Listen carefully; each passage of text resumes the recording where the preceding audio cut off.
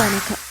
இரவு நேர பிரதான செய்திகளின் ஊடாக நர்மதா சிறையில். முதலில் தலைப்புச் செய்திகள். டெங்கு நோயினால் 17 பேர் உயிரிழப்பு. மோட்டார் போக்குவரத்து திணைக்களத்தின் பணிகள் முடக்கம். இலக்கு தகடுகள் ஓட்டுநர் உரிமங்கள் இன்றி மக்கள் தவிப்பு. 3 நாடுகளுக்கு பயண தடை விதித்த கனடா. இனி விரிவான செய்திகள். இந்த ஆண்டில் இதுவரை டெங்கு நோயினால் 17 பேர் உயிரிழந்துள்ளனர். உயிரிழந்தவர்களில் 9 வயது மற்றும் 2.5 வயதுடைய 2 சிறு குழந்தைகளும் அடங்குவதாக தேசிய டெங்கு கட்டுப்பாட்டு பிரிவின் சமூக மருத்துவ நிபுணர் வைத்தியர் பிரசில்லா சமரவீர தெரிவித்தார். இன்றைய நிலவரப்படி இந்த ஆண்டில் பதிவாகியுள்ள டெங்கு நோயாளிகளின் எண்ணிக்கை 32,071 உள்ளது.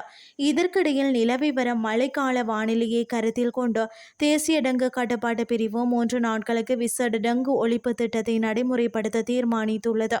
இதன்படி டெங்கு பரவும் அபாயம் அதிகமுள்ள பகுதிகளில் ஜூன் 8, 9 மற்றும் 10 ஆகிய திகதிகளில் இந்த டெங்கு ஒழிப்பு திட்டம் முன்னெடுக்கப்படவுள்ளது.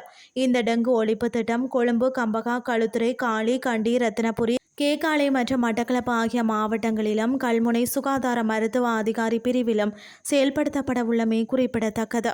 மோட்டார் போக்குவரத்து திணைக்களத்திற்கு கடந்த 2 மாதங்களாக பணியாளர் நாயகம் ஒருவர் நியமிக்கப்படாததால் திணைக்களத்தின் அன்றாட பணிகள் முடங்கியுள்ளதாக உள்ளக தரப்புகள் தெரிவிக்கின்றன.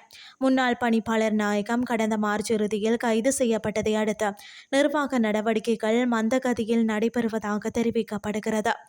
இதனால் சுமார் 10 லட்சம் வாகன இலக்க தகடுகளும் 3 லட்சம் ஓட்டுநர் உரிமங்களும் விநியோகிக்கப்படாமல் 2 வருடங்களாக நிலுவையில் உள்ளதால் பொதுமக்கள் பெரும் அசௌகரியங்களை எதிர்கொள்கின்றனர்.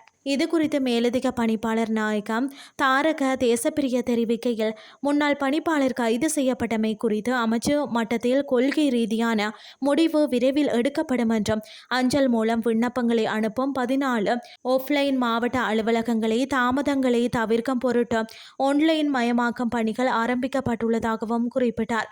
அத்துடன் இராணுவம் மற்றும் இளைஞர் சேவை மன்றத்தின் உதவியுடன் 50% அதிகமான நிலுவை அட்டைகள் அச்சிடப்பட்டு அஞ்சல் மூலம் அனுப்பப்படுகின்றன. அடுத்த 2 மாதங்களில் மேலும் 1 மில்லியன் அட்டைகள் கிடைக்க உள்ளன. அத்துடன் புதிய விநியோகஸ்தர் மூலம் மே 10 முதல் இலக்க தகடுகள் அச்சிடும் பணிகள் ஆரம்பிக்கப்பட்டுள்ளதால் நிலுவைகள் அனைத்தும் விரைவில் பூர்த்தி செய்யப்படும் என்றும் அவர் குறிப்பிட்டார். இனி வெளிநாட்டு செய்திகள். 3 ஆபிரிக்க நாடுகளை சேர்ந்த பிரஜைகள் நாட்டிற்குள் நுழைவதற்கு கனடா அரசாங்கம் தற்காலிக தடை விதித்துள்ளது. அதன்படி கொங்கோ ஜனநாயக குடியரசு, உகண்டா மற்றும் தெற்கு சூடான் ஆகிய நாடுகளில் வசிப்பவர்கள் புதன்கிழமை முதல் 90 நாட்களுக்கு கனடாவுக்குள் நுழைவதற்கு தடை விதிக்கப்பட்டுள்ளது. எபோலா வைரஸ் கனடாவுக்குள் நுழைவதையும் அது நாட்டில் பரவுவதையும் தடுப்பதற்காகவே இந்த தீர்மானம் எடுக்கப்பட்டதாக கனடா அரசாங்கம் தெரிவித்துள்ளது. கொங்கோ ஜனநாயக குடியரசில் புந்திபுக்யோ வகை எபோலா வைரஸ் தேசிய தொற்று நோய் நிலையை எட்டுவதற்கான அபாயம் மிகவும் அதிகம் என்று உலக சுகாதார அமைப்பு அண்மையில் அறிவித்திருந்தது.